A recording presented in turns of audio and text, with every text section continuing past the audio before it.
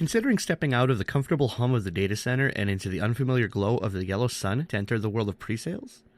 Worried you will lose your technical skill set? Is the sales side all it's cracked up to be? My guest today has made this very journey and has survived to tell you all about it.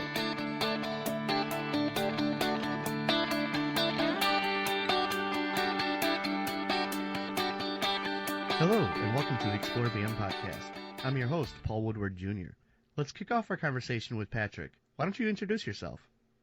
Hey, everybody. Patrick Kremer, Senior Partner Systems Engineer at VMware. I just moved to a new role at the beginning of May on a team called the Dell Execution Team. So I am 100% aligned to Dell, and we're on the Dell Execution Team just helping drive the synergy between VMware and Dell in this new Dell Technologies conglomerate of companies here. So it's a pretty exciting role. I've spent 2 years in commercial pre-sales and got tapped to move up to this role. Exciting times here in the Dell Technologies family. So as we're talking about moving from a sysadmin role to the pre-sales role, why did you decide to make that jump from implementation to a sales role? Yeah, I wasn't specifically looking for pre-sales necessarily. But the role that I had before this was a contract, and that contract was was coming up due, and I just kind of started looking around, and I saw a tweet from a recruiter in Ireland, and it just said, VMware pre-sales job in Chicago, and I was like, huh. So I followed that link and talked to her for a little bit, and at that point I'd been working with VMware Technologies as a primary part of my job function for more than 10 years at that point. And so I just followed it, and even though I didn't really have pre-sales experience, they were just primarily looking for technical skill because you can train sales skills, right? But if you don't have the technical, it's kind of difficult when you're in the room with a customer to fake the technical knowledge, So I just, I did some interviews and thought, well, this is my shot to work for the company that I've dedicated the last 10 plus years of my life to professionally. So I was pretty excited. As you mentioned, you didn't have any pre-sales experience prior to this, so I'd imagine there was quite the learning curve. What was the biggest hurdle you encountered as part of the transition? Boy, it really is a learning curve, you spend, as a technical person, right? You pride yourself on sort of knowing everything, right? That's your job is to know anything and everything about the technology. You're, an expert in the technology, and I got hired by VMware, right? So you kind of feel like hey, look at me, I got hired by VMware, like I must be awesome. There's a little bit of an ego boost there, and then I kind of liken it to the Men in Black scene, right, where Will Smith's all excited and he's like, "Yay, I had the skills, man. You must have seen the skills." And all of a sudden he sees aliens, and Tommy Lee Jones is like, "Right now your skills mean precisely blank." It was a very big moment like that because I certainly an expert in VMware, but a very narrow set of the VMware product line, and all of a sudden I'm finding myself in a role where I need to know something about every product that VMware sells, and you just you end up in this situation where it's like, how am I ever gonna be able to get myself into a position where I can actually talk to customers about 30 different product lines with enough technical depth to not look like an imposter. You really get a sort of an imposter syndrome feeling when you first start out. So I think that just sort of drinking from the fire hose and kind of not wanting to look silly in front of customers, right? There's fear there. so just spending hour after hour after hour just watching training and trying to learn new product lines and trying to watch other people present how they present product lines to customers. It's a very different universe from being a delivery engineer or a general IT engineer, kind of working in the trenches. And then we had our worldwide sales kickoff. I was in the role probably like 6 weeks, and we had our worldwide. I'd never been part of a big sales organization, so we go out to New Orleans here, and it's this huge, party, like, rah, rah, rah, and it's just not something that you're used to. So I got in there and I thought, I am going to lose all my technical skill, and I'm not going to be highly technical anymore, and it's all going to be just sales only. And I was worried at that point, to be totally honest. I thought maybe I'd made a mistake, but uh, yeah, as you kind of grow into the role, you kind of start to realize that there's actually huge value in being able to be a generalist in technology across all of the product lines, because you can sit down with a customer and listen to everything that they're doing from a business sense, and then because not everything. You're never going to be an expert across all of the product lines because it's impossible. There's not enough hours in the day to be a full-blown domain expert on everything that we offer. But if you know a decent amount about everything, you can sit and you can listen and you can understand how those technologies will solve a business problem for a customer.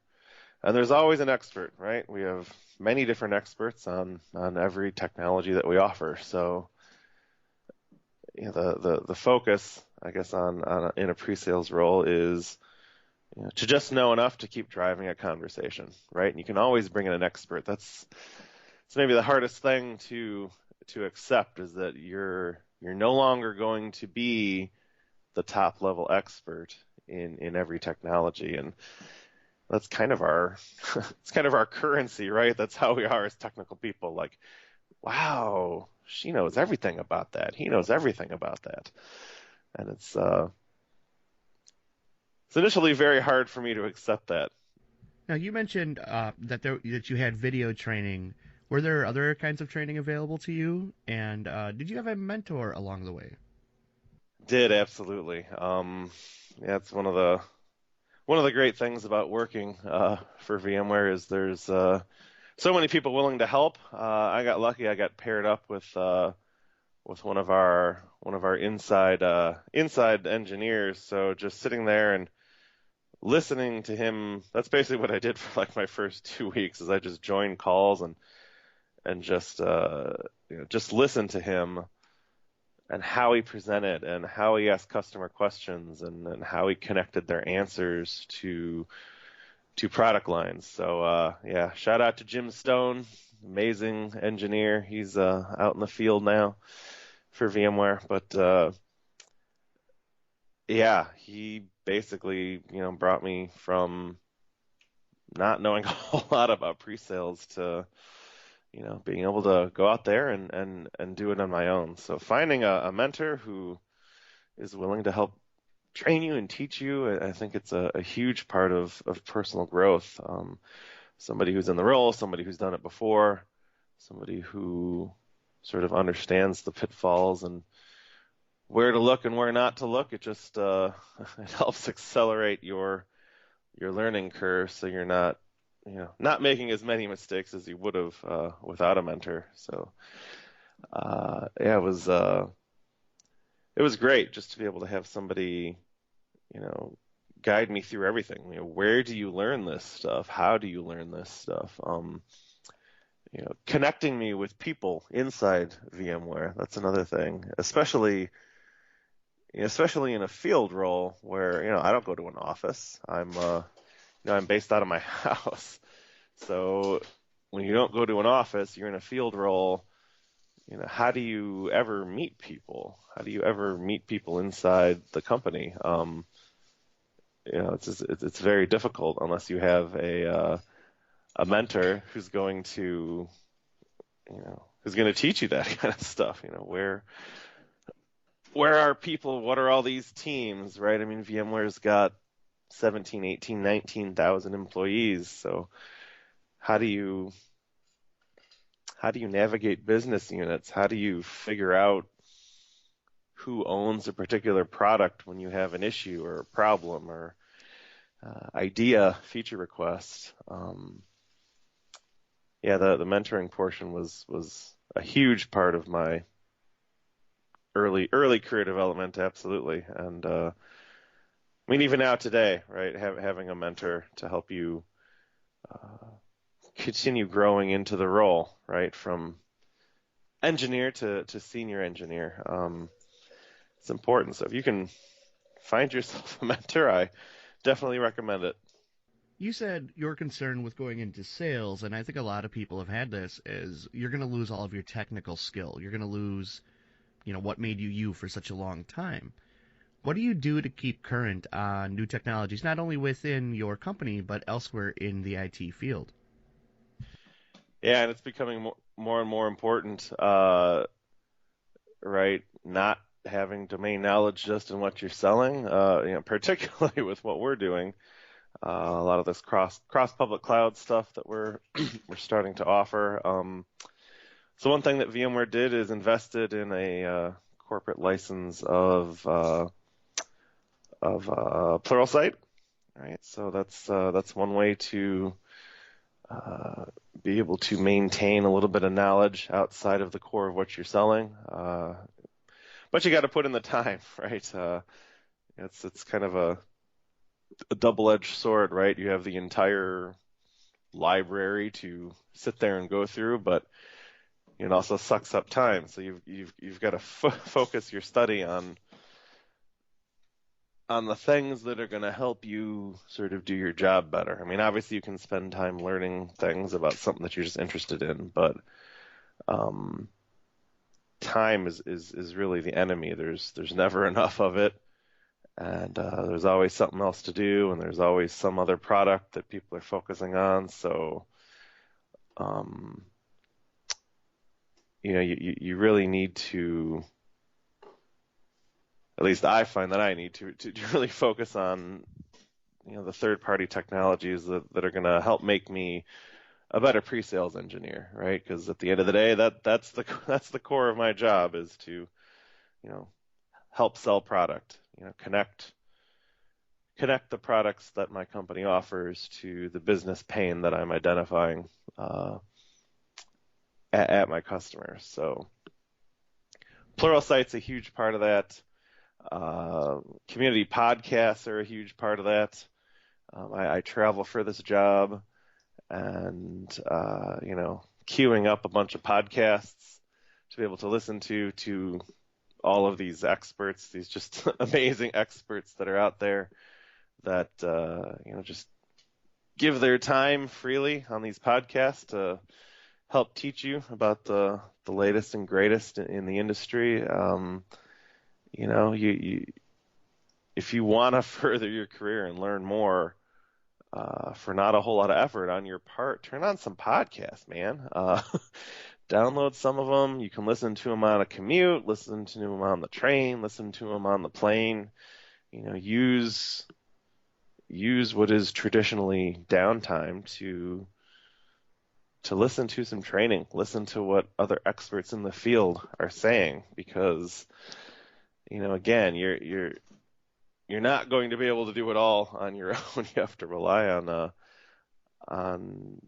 domain knowledge experts to kind of help feed you that. So, podcasting, some of the training sites, I kind of finding that I used to rely pretty heavily on books, and now that's I'll buy them on occasion, but I think it's just because technology is moving so fast. I think it's difficult for a book to remain current. I don't know if you've seen that too, but I'm finding myself relying more on more dynamic training medium, you know? Yeah, definitely. What I saw was I had I'm not going to call out the vendor, but I received their product guide, brand new, first edition. I was on the wait list. It came out. It was delivered the day it came out, and there was already stuff that was out of date on that. So yeah, books are useful, but they're definitely falling behind the pace of technology. So with this new role, have you found it's afforded you new opportunities you didn't have previously as a sysadmin? It really has. I think the first thing that's hugely different from where, I was in VMware commercial prior to this, so it was mid-market accounts, and it was named accounts, meaning you have a specific set of accounts that are current VMware customers, and that's who you sell to. So you're helping customers in their software-defined excuse me, software-defined data center journey. Now this, right, we're aligned to Dell Commercial, which actually cuts across all of VMware's verticals. So we're seeing customers in enterprise, we're seeing customers in healthcare, we're seeing a lot of SLED customers, which is state and local government and, education customers. So K through 12 and university customers. So there's all of a sudden this huge customer base that I hadn't been talking to before. So that's one big change, and it's exciting to be able to see a whole bunch of different industry verticals and different size customers, larger customers. So I'm being able to get in front of different customers, and I'm getting in front of what in sales you call white space customers. So customers who don't have much, or in some cases, no VMware at all, right? Shops running competitor hypervisors. I'm actually in front of some customers, much, surprisingly, there's still some customers that are all physical out there. So I've been in front of a few of those. So I think that's one huge change, sort of difference in the new role. And I think the second difference is opportunities, internal opportunities to be able to do things like opportunities to deliver a training, right? Do a training like that was offered a VMware technical training for partner exchange out in Vegas, which then also gives you a VMworld ticket, right? So as you move into larger roles, right here, different opportunities present themselves to you. You still have to jump on them then, right? Nothing's free. So, in exchange for your VMworld ticket, like as an example, I have to go out and deliver a 4-hour training. And if you've ever delivered 4 hours of training, you'll be aware that that's probably 20 plus hours of prep, right? So you're when you volunteer for those things, you're sentencing yourself to all of that prep time. So you have to look at the trade-off there, be able to do that. Whether it's sales or it's administration, day-to-day operations, I've found building a personal brand to not only help yourself grow, but it opens up opportunities, is extraordinarily helpful in career development. Have you built out a personal brand? And if so, how have you done that? Yeah, I have. I think it's hugely important. When you interview at this point, one of the first things that somebody's going to do is they're going to Google you. They're going to look for you. So, at an absolute minimum, right, I think you need to have a LinkedIn out there, right, so that people can see what you've done, check you out, have a nice professional profile. So I did that. A while back, I started blogging, right? I'm not one of the most hugely active bloggers. I mean, the volume of content that some of the community is able to churn out is staggering. I don't have that level of content, but if you go up to my website, you're going to see, tips and tricks and little nuggets that I learn along the way. That was really how I started it, right? I'd be out, to be 2 a.m. I'd be in the middle of an outage and something wasn't working, and more often than not, I'd find some nugget of wisdom on some random person's website, 2 or 3 pages down in Google that magically solve my problem. So I wanted to put some of those little nuggets out there into the universe so somebody else could discover it. And it's actually kind of fun, every now and then I'll get a hit on something that I posted a year or two ago, and someone's like, yeah, it'll be a comment at like 2 or 3 in the morning, and somebody will be like, "You saved my life, man," and it's like, yeah, that's why I put it up. So some blogging I think is good. It costs next to nothing to have a little WordPress site up there. That's what everybody's using. Definitely do that. And then I think, you build a brand inside the company that you work for, based on what you're choosing to insert yourself in. So, if you want to build a brand internally and you want to be noticed and you want to be considered for promotions, for new opportunities, right? And you need to raise your visibility, and you kind of need to do it outside of just the IT track. I think one of the most important things that you can do as a technologist is start learning how to align yourself with the business. Because at the end of the day, the business is what matters, right?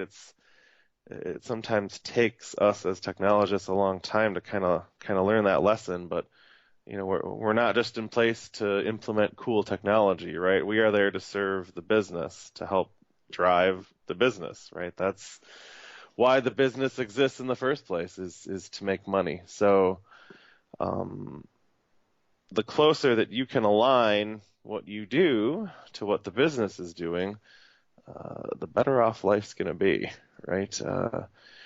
Once you can align your knowledge to actually solving business problems, you'll find that starts to open doors, I think. So gaining a little business skill, I've spent some time just learning business terms, right? I never went to business school or took any kinds of business classes, but being able to understand some of the core business terminology, I think is important as a technologist as you grow your career, right? I've started raising my hand on new things. Hey, who wants to do this or try this? Volunteer for that. And it's definitely adding hours sort of outside of the core work hours. So you kind of have to balance career and personal brand with free time. And I have 2 kids. We all have families. We don't want to dedicate too much time to work and take time away from family. So it's kind of a balancing act. One of the other things that I've started doing that's been really important to me as part of branding yourself as a technologist is certification, right? So a couple jobs ago, I was really heavy into the VMware certification track. I was in consulting, and we were getting actual salary increases based on certs. So I kind of went crazy with the VCAPs. I just started jumping on just study, test, study, test. So I snagged a whole bunch of them, and that's I was told after I got hired at VMware that was actually a huge differentiator. And one of the ways I was able to get myself to the head of the pack of people who were applying was having that number of certs. My manager said to me after a few months in the role, he's like, man, anybody with that number of ECAPs, must really love our technology to put yourself through that much studying and that much testing. So differentiating there, and I've started actually getting into writing exams and seeing the exam development process from the inside. There's a ton of work technically that goes into developing questions, developing exam content, testing the exam content, validating the exam content. So I've done, I think I've done 3, might have actually done 4 exams so far, different exams in various capacities, and then now I got invited to work on some of the deploy exams. So I'll actually be flying out. We all get together for the deploy exams. Everybody's in the same room, and we sit down and we actually, develop questions that are in these live lab deploy exams. So pretty excited. Something that I haven't done before. They do a good job of mixing people who are new to the process with some seasoned veterans. So you get a good mix. You get a good mix of skill. There's certainly VCDXs in the room, but then there's VCAPs only in the room. It's important to have varying perspectives and varying skill levels in there. And I'm also finding non-native English speakers actually is a huge thing to have in there too, because you can create questions and questions make sense to you, but you don't realize that you're using just a local colloquialism that makes absolutely no sense overseas. Makes absolutely no sense. So we get that a lot. We're just talking through questions and reading through questions, and get one of our friends in APJ going, I don't know what that means. I don't know what you're talking about. And it's just a whole different world perspective on how to write questions that are globally applicable and globally understandable.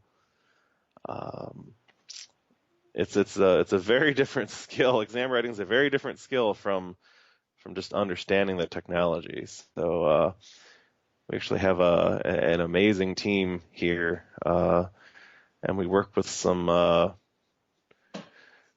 really amazing statistical people. There's this job that I'd never heard of called psychometrician.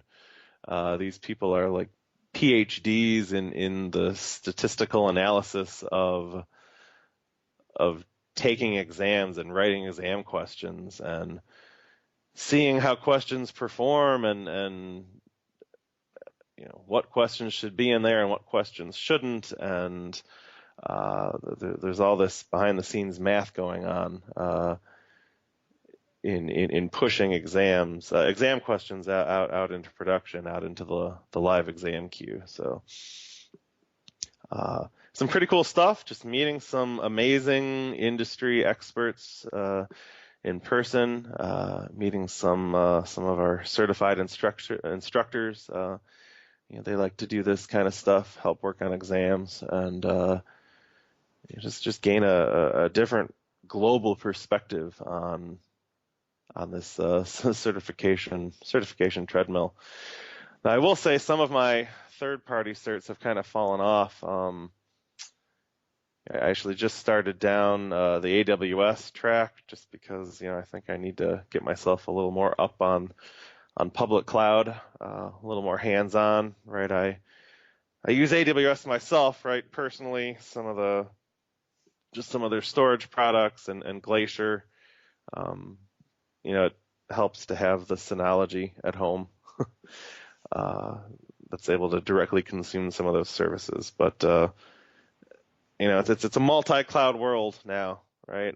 Hybrid cloud, multi-cloud world, and definitely need to keep yourself current on some of those topics too. So I don't know, man.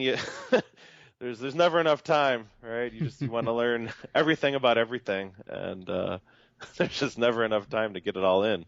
Oh, absolutely. And doubling back a little bit, I think you hit a nail pretty square on the head. And as technologists really needs to understand, those who aren't on the sales side or aren't on the business development side, is knowing that why aren't we using this super cool technology? Look what it can do. It's awesome. It's great. But you have to understand, does it fit the business need? Is it cost effective? What does it really bring? Sure, it does X, but do we need X?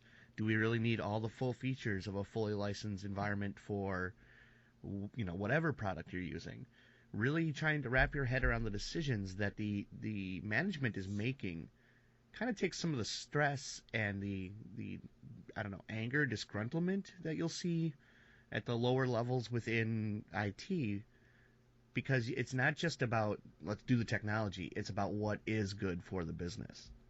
Absolutely agree. Absolutely agree. It helps you understand decisions. It also helps you influence the decisions, right? When you can understand a little bit about how the business operates, you can understand a little bit about how the management chain is making decisions. You can go to your own management chain and frame your case for the new cool technology in the language of business. That's really the key. Is, as you said, how does it align? How does it solve a business problem, and how does it further the purpose of the business, which again is to make money, right? That's the core. So how are you making that happen?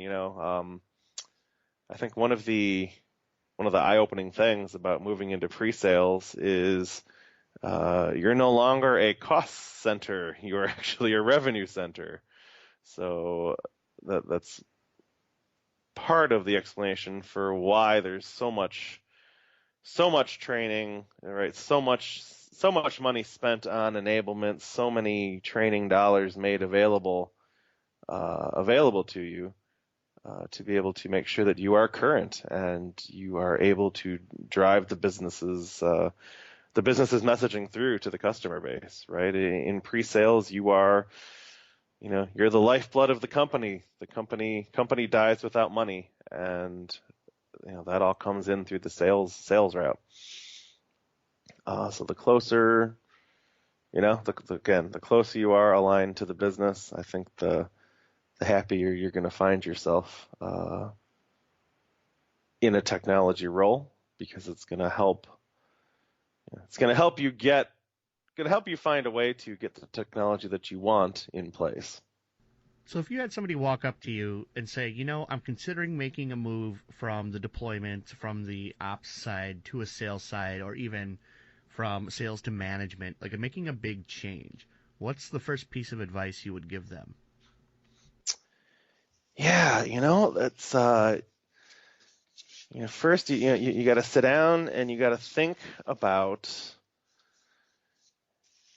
You got to sit down and think about, what are you going to trade off, right? The first thing, if you're looking about moving into sales, is, you're going to trade on call, but you're going to trade it for a quota, right? Now me, trading on call, it's a pretty good trade. It's a pretty good trade, right? I'm not getting beeped. I'm not afraid of my phone ringing anymore, I'm not doing maintenance at 2 a.m. on a Saturday anymore, right? It's, I would say, significantly lowered my stress level, right? It's maybe turned into a different kind of stress, but I think it's more manageable. You've got all of this unknown, when's it going to break, right? What family function is it going to destroy?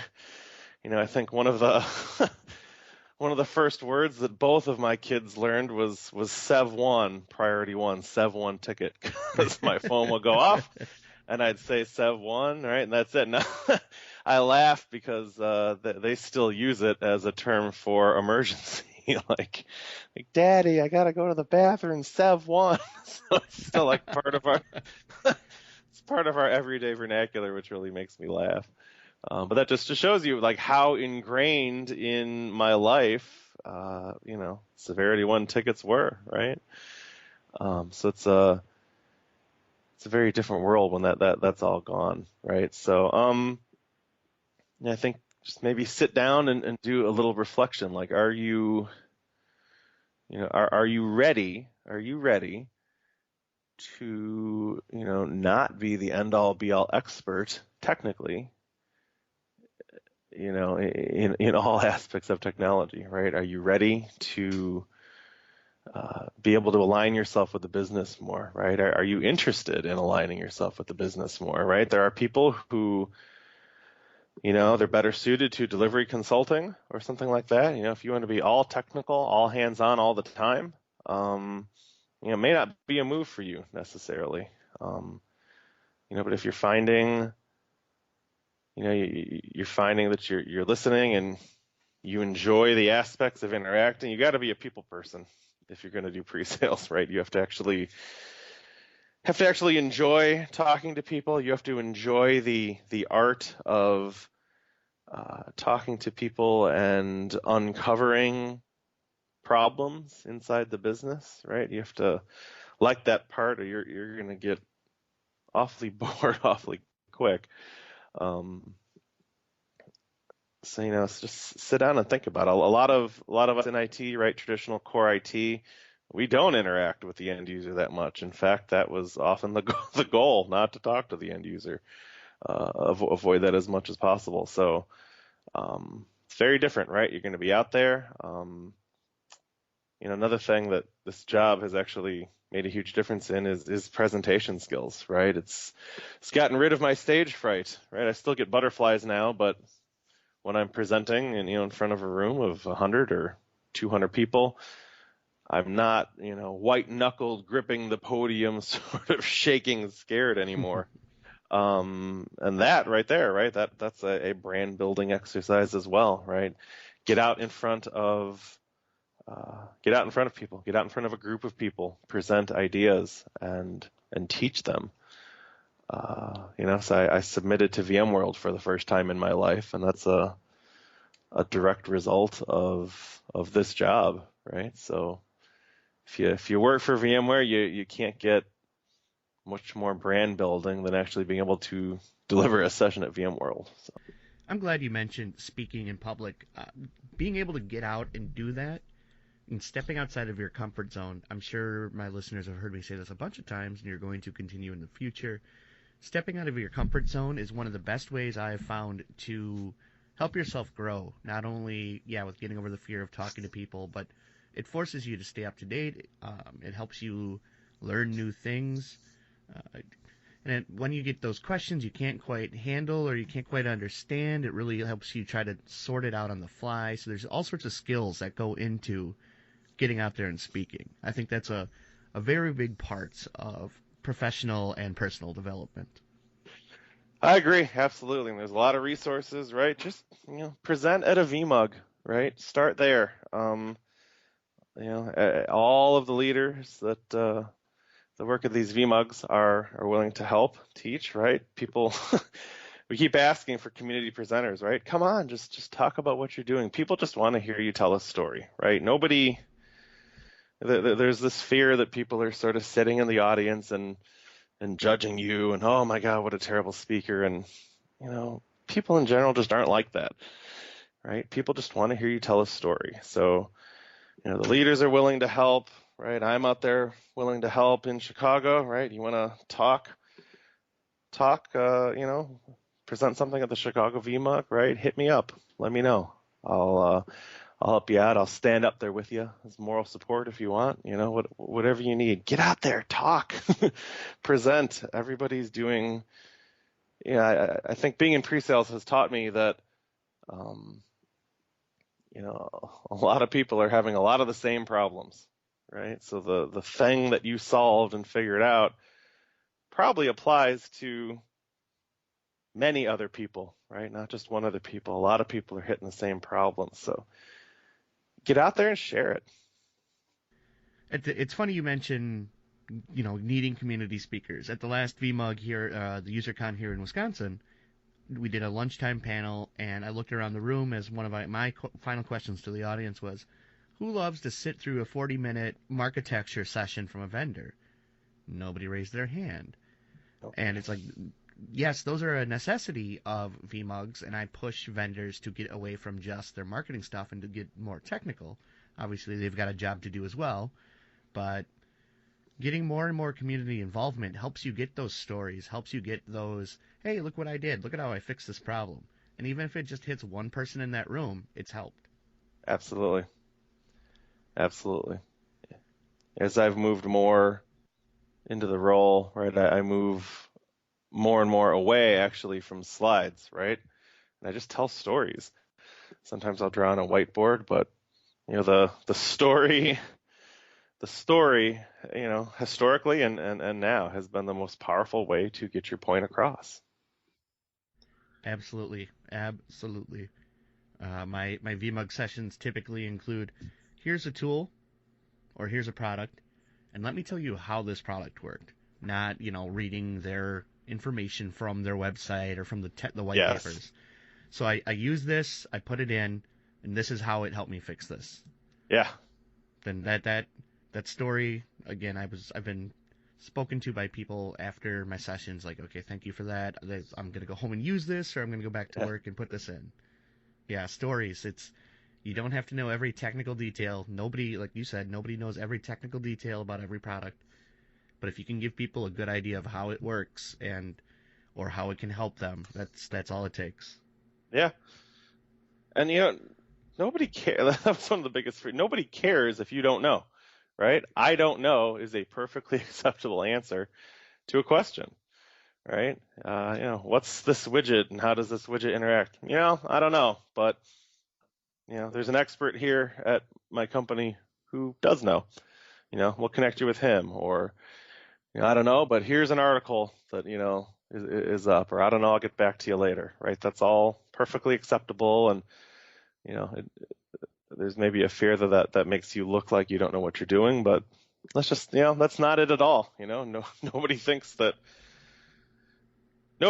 you're going to be the end all be all expert in everything just because you're up talking about something. So. Right, and I think being able to admit you don't know everything is huge in coming across and being a professional. Agreed, right? Because what's worse than somebody who says they don't know? Somebody who's stumbling around and they're full of it. That they're just making it up. You can just feel it, right? Technically we can sniff out somebody who's tap dancing and making it up, right? It's not that hard. So, don't do that. Just say you don't know and move on. It's just absolutely. There's nothing wrong with that. Absolutely. Yep, I agree. All right, Patrick. Well, I want to thank you for your time. Where can our listeners find you on the interwebs?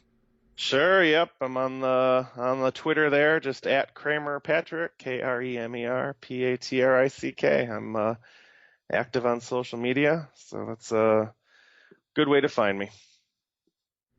All right, sounds good. Well, once again, thank you. Thank you. And thank you for listening. If you'd like to join in the conversation on today's topic or sign up to be a guest on a future episode of the ExploreVM podcast, reach out to me at Twitter at explorevm.com, Facebook ExploreVM, or email paul@explorevm.com. Once again, thank you for listening.